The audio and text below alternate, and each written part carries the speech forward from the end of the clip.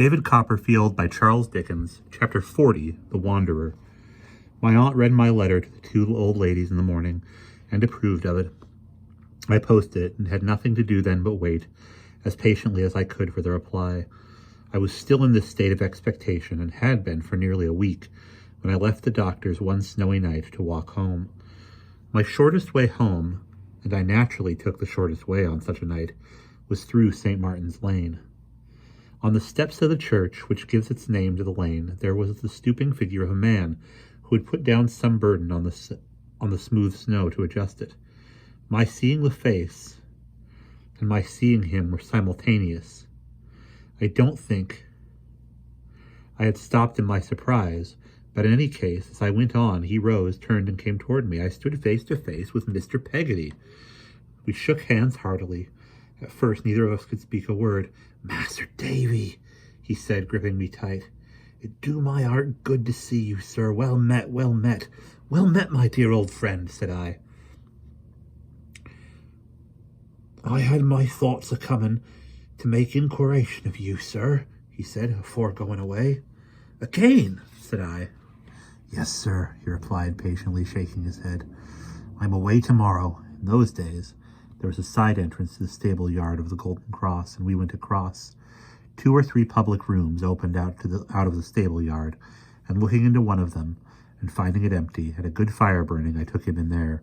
When I saw him in the light, I observed not only that his hair was long and ragged, but that his face was burnt dark by the sun.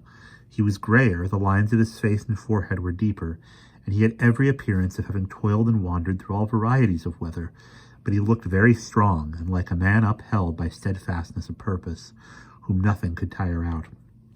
I rang the bell for something hot to drink. He would have nothing stronger than ale, and while it was being brought and being warmed at the fire, he sat thinking. There was a fine, massive gravity in his face I did not venture to disturb.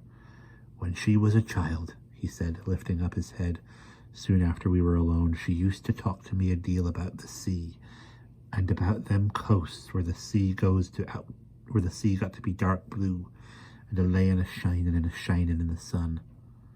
When she was lost," said Mr. Peggotty, "I knowed in my mind as he would take her to them countries. I knowed in my mind as he'd have told her wonders of 'em, and how she was to be a lady there.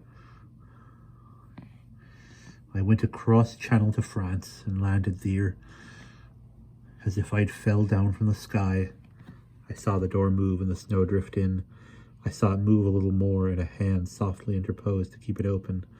I found out an English gentleman was in authority," said Mr. Peggotty, "and told him, and told him I was a-going to seek my niece. He got me them papers as I wanted for to carry me through. I don't rightly know how they're called. And he would have give me money, but that I was thankful to have no need on. I thank him kind for all he done, I'm sure, and went away through France." "Alone and on foot?" said I. "Mostly afoot," he rejoined. "Sometimes in carts along with people going to market, sometimes in empty coaches.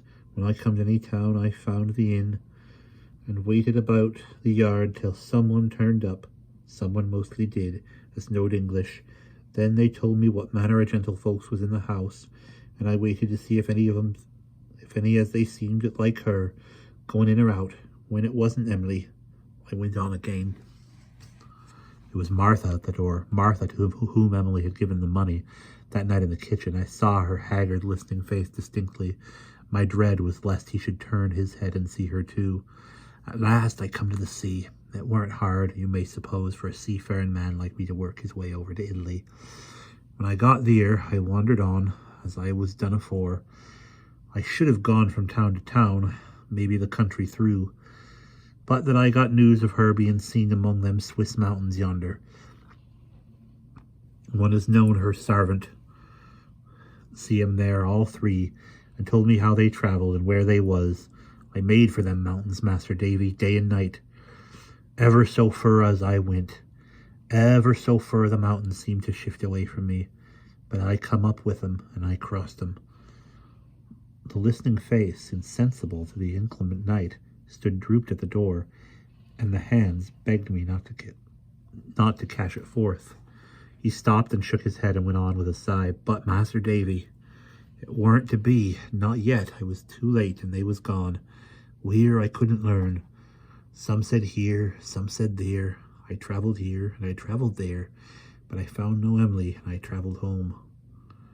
From some pocket of his breast, he took out, with a very careful hand, a small paper bundle containing 2 or 3 letters or little packets, which he laid upon the table. This first one come, he said, selecting it from the rest. Afore I had been gone a week. A 50-pound banknote and a sheet of paper directed to me and put underneath the door in the night. She tried to hide her writing, but she couldn't hide it from me. He folded up the note again with great patience and care in exactly the same form and laid it to one side. Is that another letter in your hand? Said I. It's money, sir, said Mr. Peggotty, unfolding it a little way. £10, you see, and wrote aside, from a true friend like the first. But the first was put underneath the door, and this come by the post, day afore yesterday. I'm a-going to seek her at the postmark. He showed it to me. It was a town on the Upper Rhine. He had found out at Yarmouth some foreign dealers who knew that country, and they had drawn him a rude map on paper which he could very well understand. He gathered up the letters thoughtfully, smoothing them with his hand. The face was gone from the door. I still saw the snow drifting in, but nothing else was there. Well, he said, looking to his bag, having seen you tonight, Master Davy, and that does me good. I shall away betimes tomorrow morning. He rose, and I rose too. We grasped each other by the hand again before going out. I'd go 10,000 miles, he said. I'd go till I dropped dead to lay that money down afore him. If I do that and find my Emily, I'm content. If I don't find her, maybe she'll come to here sometime, as her loving uncle only ended his search for her when he ended his life. And if I know her, that will turn her home at last. As we went into the rigorous night, I saw the lonely figure flit away before us. I turned him hastily on some pretense, and held him in conversation until it was gone. And that is the end of chapter 40.